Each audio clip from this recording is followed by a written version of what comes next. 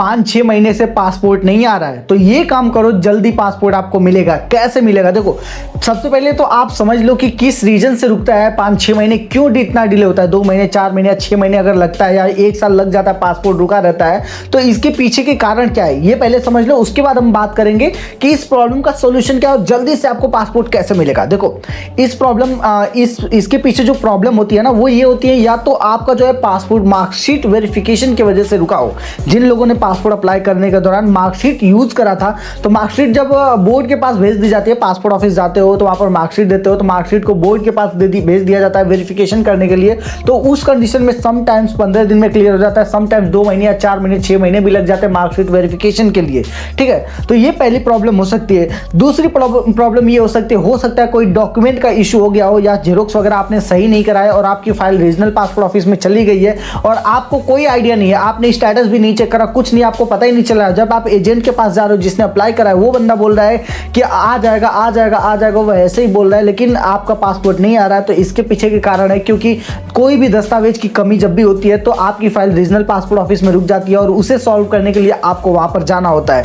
ठीक है, तो ये भी रीजन हो सकता है। और थर्ड वाला रीजन की अगर हम बात करें तो थर्ड वाले रीजन में ये होता है कि आपका जो है पासपोर्ट जो है वहां से डिस्पैच कर दिया जाता है, भेज दिया जाता है और पोस्ट ऑफिस पर आ जाता है। पोस्ट ऑफिस पर डाकिया जो होता है वो लेके जाता है, लेकिन आप घर पे अवेलेबल नहीं रहते हो, तो फिर वो वापस आता है और वहां से रिटर्न भेज देता है रीजनल पासपोर्ट ऑफिस। तो ये भी कंडीशन हो सकता है कि आपको न पता चला हो कि आपका पासपोर्ट आके जो है वापस चला गया है। अगर आपने अभी तक इंक्वायरी नहीं करी है, तो अगर इंक्वायरी करी है तो ये आपको पता चल गया होगा कि ये भी रीजन हो सकता है। इन सारे रीजन की वजह से जो है आपका पासपोर्ट नहीं आ रहा है या फिर रुका है कहीं ना कहीं, ये सारे रीजन होते हैं। ठीक है, अब हम बात करते हैं कि इन सारे प्रॉब्लम का सोल्यूशन क्या है। 2 महीना, 4 महीने या 6 महीने से हमारा पासपोर्ट रुका है, तो हम जल्दी से कैसे फाइंड आउट करेंगे। सबसे पहले हम ये आपका जो थर्ड में हमने बात करा था कि अगर हमारा पासपोर्ट आकर वापस चला गया, पासपोर्ट ऑफिस मतलब पोस्ट ऑफिस से घर से आके वापस चला गया है, तो उस कंडीशन में आपको क्या करना है, रीजनल पासपोर्ट ऑफिस का इंक्वायरी अपॉइंटमेंट बुक करना है और वहां पर आपको जाना है। वहां पर जाके आपको बोल देना है कि आपका जो है पासपोर्ट आकर वापस चला गया है, तो वो लोग क्या करेंगे, वहां से आपके पासपोर्ट को दोबारा से डिस्पैच कर देंगे। अब हम दूसरे पॉइंट की बात करते हैं कि अगर डॉक्यूमेंट में कोई इशू हुआ रीजनल पासपोर्ट ऑफिस में जिसकी वजह से रुका है, तो उसके लिए भी आपको रीजनल पासपोर्ट ऑफिस जाना है। जो भी डॉक्यूमेंट की कमी है, तो वहां पर आपको अपने सारे दस्तावेज को वहां पर लेके जाना है और वहां पर उन्हें ओरिजिनल और जेरोक्स दोनों दिखा देना है। जेरोक्स अगर वो अपने पास रखते हैं तो उन्हें दे देना है, सबमिट करके वापस आ जाना है। उसके बाद 5 से 10 दिन में आपको पासपोर्ट मिल जाएगा।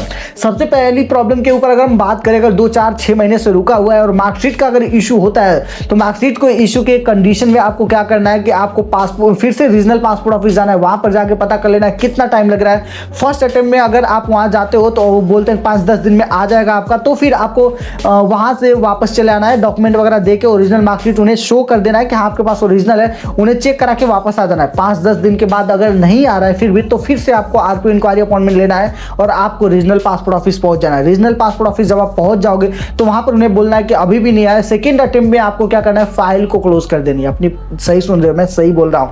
यहां पर आपके बहुत सारे पैसे नुकसान होने वाले, क्यों मैं ये भी बताऊंगा।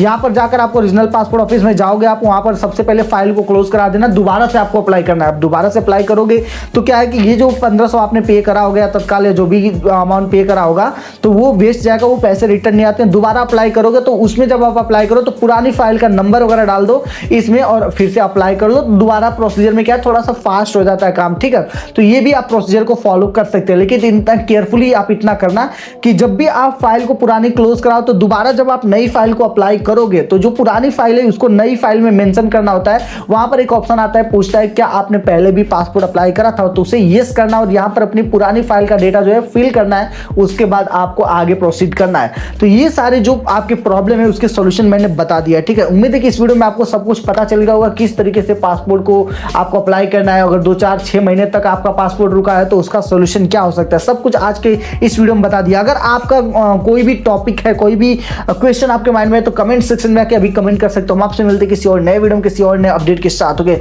Bye bye and take care.